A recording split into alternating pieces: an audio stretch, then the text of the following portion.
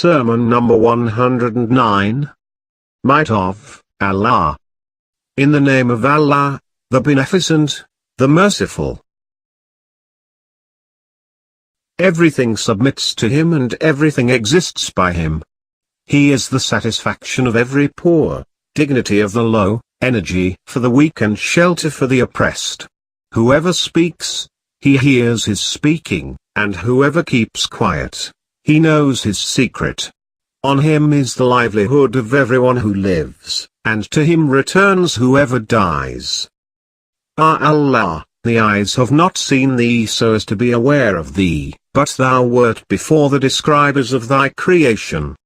Thou didst not create the creation on account of loneliness, nor didst make them work for gain. He whom Thou catchest cannot go farther than Thee, and he whom Thou holdest cannot escape Thee. He who disobeys Thee does not decrease Thy authority, and he who obeys Thee does not add to Thy might. He who disagrees with Thy judgment cannot turn it. And he who turns away from Thy command cannot do without Thee. Every secret before Thee is open, and for Thee every absent is present. Thou art everlasting, there is no end to Thee. Thou art the highest aim, there is no escape from Thee. Thou art the promised point of return, from which there is no deliverance except towards Thee. In Thy hand is the forelock of every creature, and to Thee is the return of every living being. Glory to Thee! How great is Thy creation that we see! But how small is this greatness by the side of Thy might! How awe-striking is Thy realm that we notice, but how humble is this against what is hidden from us out of Thy authority! How extensive are Thy bounties in this world, but how small are they against the bounties of the next world! The Angels. Thou, Ah Allah, made angels reside in Thy skies and placed them high above from Thy earth. They have the most knowledge about Thee and Thy whole creation, the most fearing from Thee, and the nearest to Thee. They never stayed in loins nor were retained in wombs. They were not created from mean water, semen, they were not dispersed by vicissitudes of time. They are on their places, distinct from Thee and in their positions near Thee. Their desires are concentrated in Thee. Their worship for Thee is much. Their neglect from Thy command is little.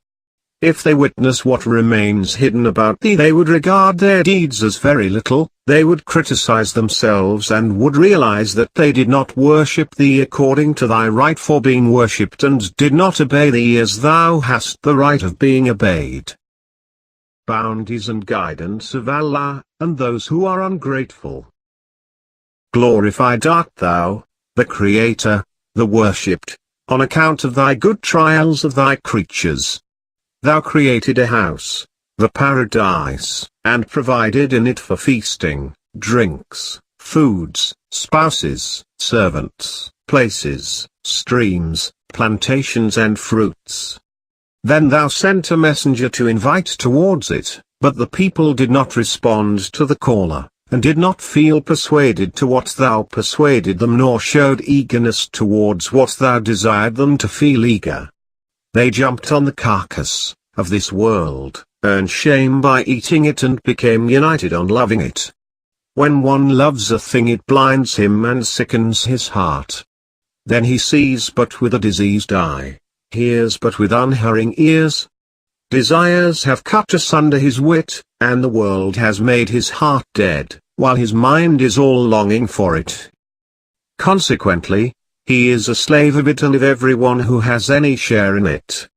Wherever it turns, he turns towards it, and wherever it proceeds, he proceeds towards it. He is not desisted by any desister from Allah, nor takes admonition from any preacher. He sees those who have been caught in neglect, whence there is neither rescission nor reversion. Whatever they were ignoring has befallen them. Separation from this world, from which they took themselves safe, has come to them. And they have reached that in the next world which they had been promised. Whatever has befallen them cannot be described. Pangs of death and grief for losing. this world, have surrounded them. Consequently, their limbs become languid and their complexion changes. Then death increases its struggle over them. In someone it stands in between him and his power of speaking, although he lies among his people, looking with eyes, hearing with his ears, with full wits and intelligence. He then thinks over how he wasted his life, and in what activities he passed his time. He recalls the wealth he collected when he had blinded himself in seeking it, and acquired it from fair and foul sources. Now the consequences of collecting it have overtaken him. He gets ready to leave it. It would remain for those who are behind him. They would enjoy it and benefit by it. It would be an easy acquisition for others, but a burden on his back, and the man cannot get rid of it. He would thereupon bite his hands with teeth out of shame for what was disclosed to him about his affairs at the time of his death. He would dislike what he coveted during the days of his life, and would wish that he who envied him on account of it and felt jealous over him for it should have mastered it instead of he himself. Death would go on affecting his body till his ears too would behave like his tongue, and lose functioning. So he would lie among his people, neither speaking with his tongue or hearing with his ears. He would be rotating his glance over their faces, watching the movements of their tongues, but not hearing their speaking. Then death would increase its sway over him, and his sight would be taken by death as the ears had been taken, and the spirit would depart from his body. He would then become a carcass among his own people. They would feel loneliness from him and get away from near him. He would not join a mourner or respond to a caller. Then they would carry him to a small place in the ground and deliver him in it to face his deeds. They abandon visiting him. Day of Judgment. Till whatever is written as ordained approaches its end, the affairs complete their destined limits, the posteriors join the anteriors, and whatever Allah wills takes place in the shape of resurrection of his creation. Then he would convulse the sky and split it. He would quake the earth and shake it. He would root out the mountains and scatter them. They would crush each other out of awe of his glory and fear of his dignity. He would take out everyone who is in it. He would refresh them after they had been worn out and collect them after they had been separated. Then he would set them apart for questioning about the hidden deeds and secret acts. He would then divide them into two groups, rewarding one and punishing the other. As regards the obedient people, he would reward them with his nearness and would keep them forever in his house, from where those who settled therein do not move out. Their position would not undergo change. Fear would not overtake them, ailments would not befall them, dangers would not affect them, and journey would not force them from place to place. As for people of sins, he would settle them in the worst place, would bind their hands with the necks, bind the forelocks with feet, and would clothe them in shirts of tar and dresses cut out of flames. They would be in punishment whose heat would be severe, door would be closed on the inmates, in fire which is full of shouts and cries, and rising flames and fearful voices. Its inmate does not move out of it. Its prisoner cannot be released by ransom, and its shackles cannot be cut. There is no fixed age for this house so that it might perish, nor period for its life that might pass away. Holy Prophet.